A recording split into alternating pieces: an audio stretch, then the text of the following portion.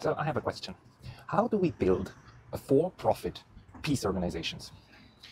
So we know that we have a military-industrial complex, and the long version is the military-industrial think tank, congressional, whatever complex, especially in the United States, but also Europe and so on. And we know that we have this because it's profitable.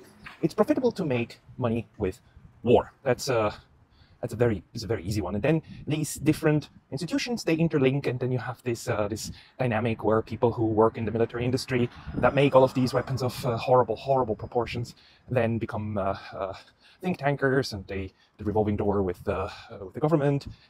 We know that. Now, why is it that we have a military-industrial complex that makes war, but we don't have a peace-industrial complex that creates peace, that creates stability? Because, serious question, peace is profitable too. The history of war and peace is also a history of a lot of countries and institutions fighting for the right to do business while others do war. I mean, peaceful times are way more profitable for a lot of people than is war. War is profitable only for a small group. And probably there lies the answer. I mean, in political science, the so-called collective action problem is well known. If you have a small group of people that have a lot to win or a lot to lose, compared to a big group of people that has relatively little to win or little to lose, then the small group will be hell-bent on doing everything it can in order to get politically and socially its way, right? It's the reason why the Zionist lobby, that is relatively small. There's only a few people that are Zionists, but they have a lot to lose. So they will do whatever they can in order to protect their interests, and that's why they have an outsized influence. This is the same with every lobbying group that will try to influence politics because they have a lot to lose if these policies go wrong. And probably with the military-industrial complex, we have the exactly same thing going on. That these warmongers, the producers of these implements of war, they have a lot to lose if their implements weren't used, especially in the US. And then we have a dynamic that leads to these forever wars of the United States, where war itself becomes a goal because it creates the demand for the weapons that this capitalist system produces. The point that I don't get is, or I get why that happens, but my question is, how do we use the principles, the mechanisms of capitalism in order to fight that?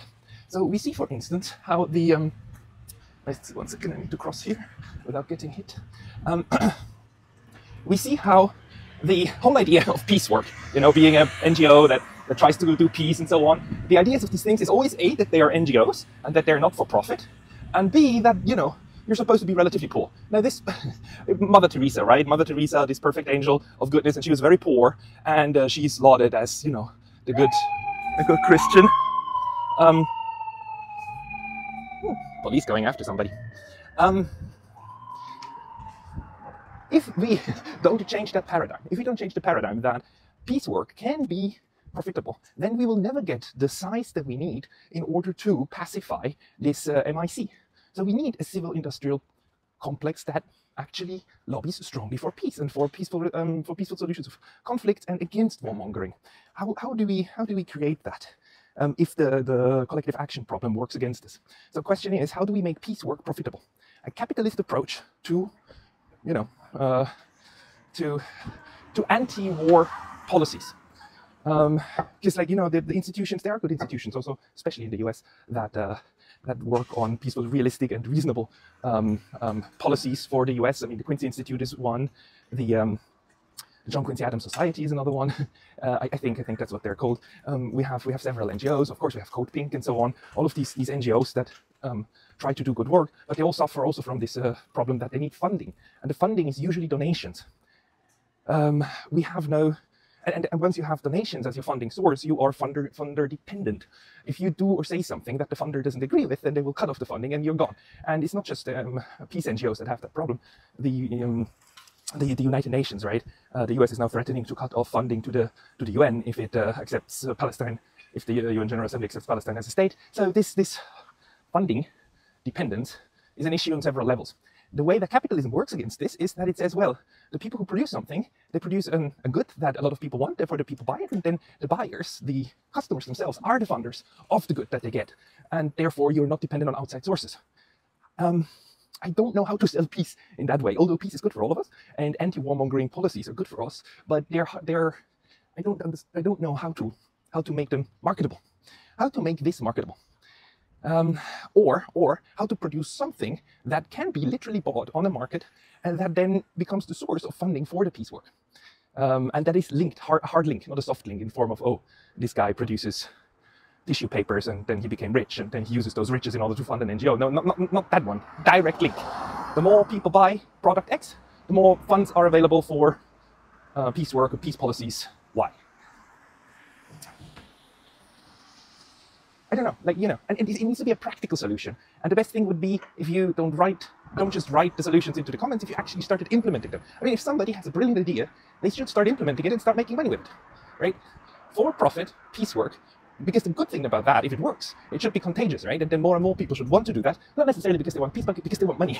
So how can we use the greed of the capitalist system in order to work toward pacifist policies in the US and in Europe and worldwide in general? If you have ideas, do write them into the comments. And if you have a brilliant idea, do start a for-profit peace company. And we need to try to build this civil-industrial peace complex. Otherwise, we're never going to get the momentum and all of the gears to interlink in order to bring us away from this constant, horrible bullshit warmongering that we're seeing on a daily basis. Let me know what you think. Thanks.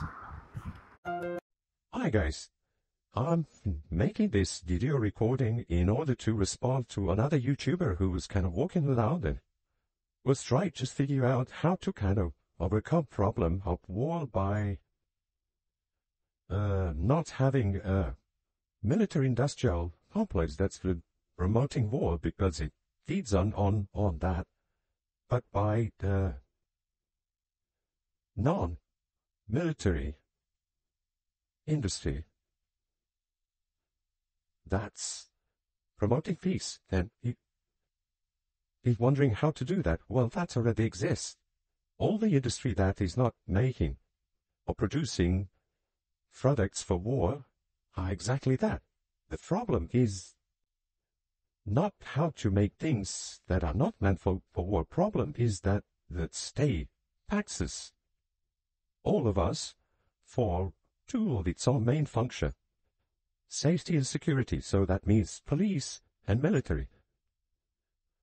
The military is the proper one.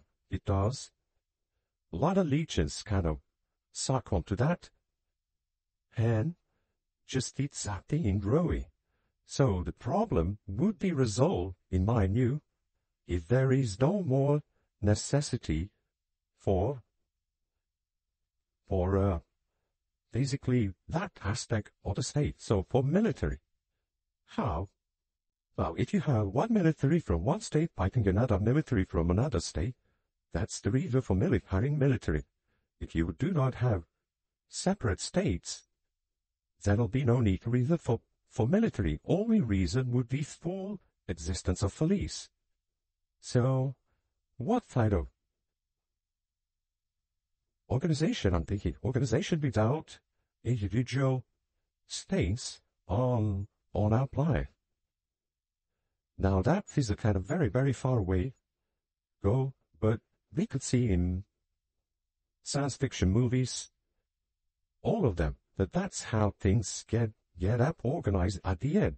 You just have to go through that painful process of coming to that point. And yeah, it's going to take a lot of effort, blood, and sweat to come to that point. But basically, that's the whole point. Yeah, that's it. Bye. Guys, don't forget to like and subscribe.